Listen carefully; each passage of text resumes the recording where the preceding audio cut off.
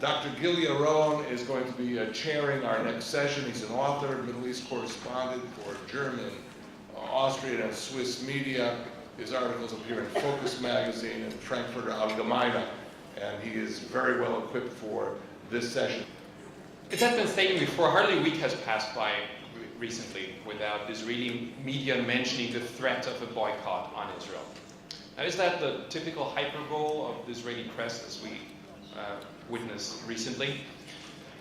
Probably not, because also Israeli ministers and politicians have been warning about it. And they have been backed up by warnings from people like the Secretary of State, John Kerry, who has cautioned that a failure in the peace process could lead to a boycott and other measures against Israel. A warning I also personally heard from European politicians who visit Israel. That could have dire consequences. Finance Minister Yair Lapid has warned that European measures against Israel are bound to affect every citizen's purse. More than 10,000 people would lose their jobs immediately, and bilateral trade could decrease by 4.3 billion euros should Europe indeed enact a ban on Israeli firms just operating beyond the Green Line. So are we in a state of crisis?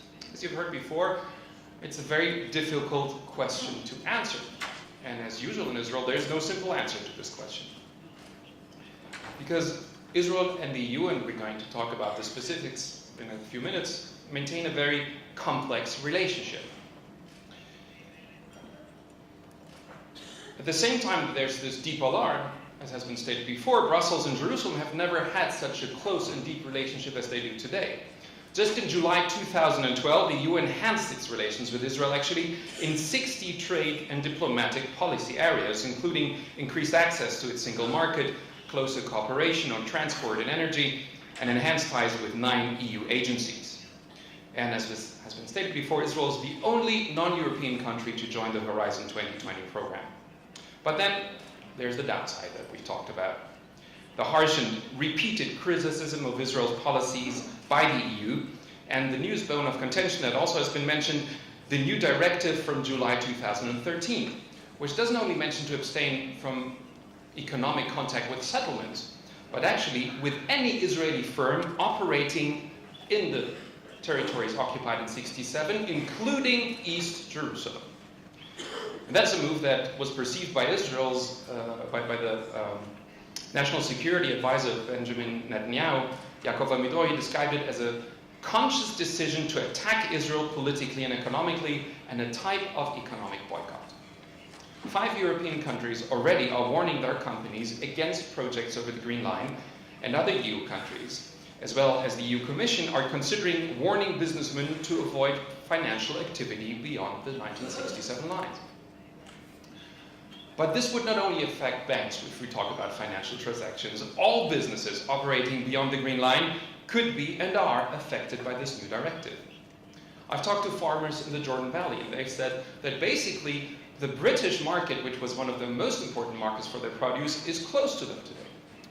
And some German supermarket chains, even though there's no labeling obligation yet in Germany, already have chosen not to carry any produce that is produced beyond the 1967 line.